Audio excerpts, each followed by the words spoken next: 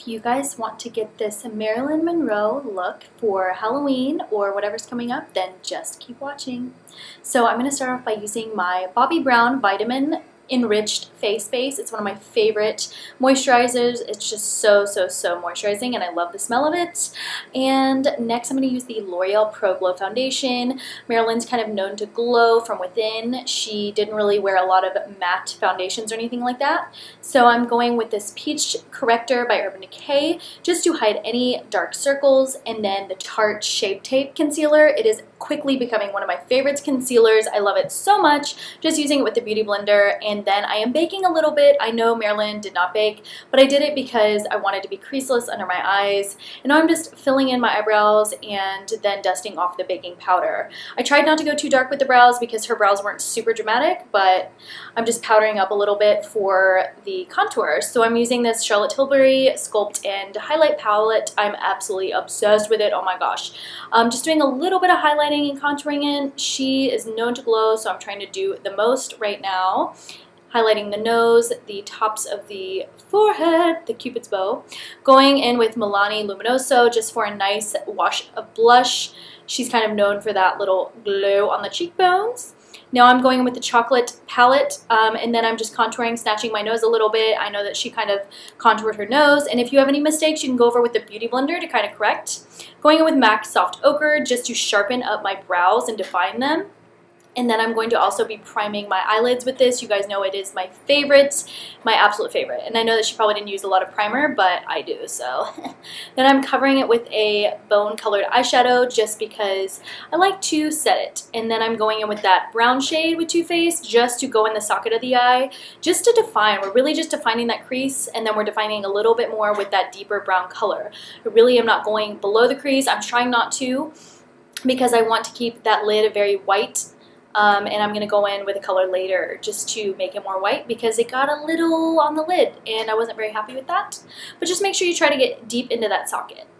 First I go in with this Hourglass powder for the lid because I'm trying to use that, but then I go in with MAC Floof just because I wanted something a little bit lighter, a little bit more iridescent for the lid. And the Hourglass powder was not working for me, so I tried this. I really wish I had something whiter and brighter, but this is what I chose for this look. So then I went in with the Kat Von D Trooper liner. I lost that footage somehow. I just gave a very thin eyeliner and then flicked it at the end and smudged it. Now I'm using these falsies by House of Lash, and I am just adding 2 to the very end of the eye because I did not want it to be too dramatic. She's known to use half lashes and not full strips. So I wanted to be as genuine as I could to her makeup looks. Took me a little while to use these because they were a little crazy, but oh well.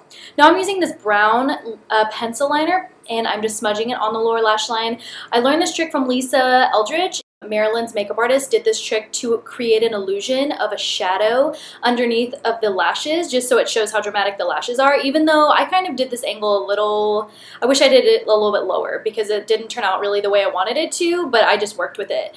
And how to kind of make that line even pop more is you just get a little bit of white cream eyeliner and you just apply it in the middle of those lines just to kind of give it that dramatic effect. And then I also go in the waterline and add that white color to the waterline. And it makes the eyes pop. And then I go in with the lower lashes. I want those to be very spidery. And I decided to define my crease a little bit more with a smaller crease brush. Then I went in with MAC Burgundy lip liner and I'm just lining the lips. This is one of her signature looks. This liner is a little darker than I wanted, but I did read that she used very dark pencils for her lip liner and then went in with a brighter color on the lip.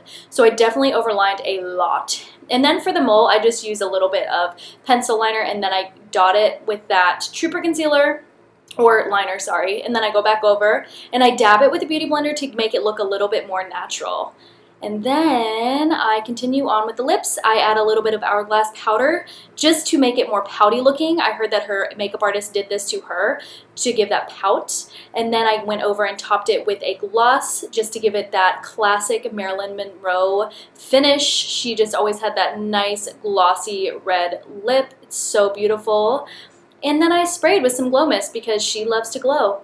And it wouldn't be a look without adding some fragrance because she loved Chanel No. 5, I believe. Yep, definitely made me sneeze. But yeah, I hope that you guys enjoyed this look. Thank you so much for watching. I love you so much.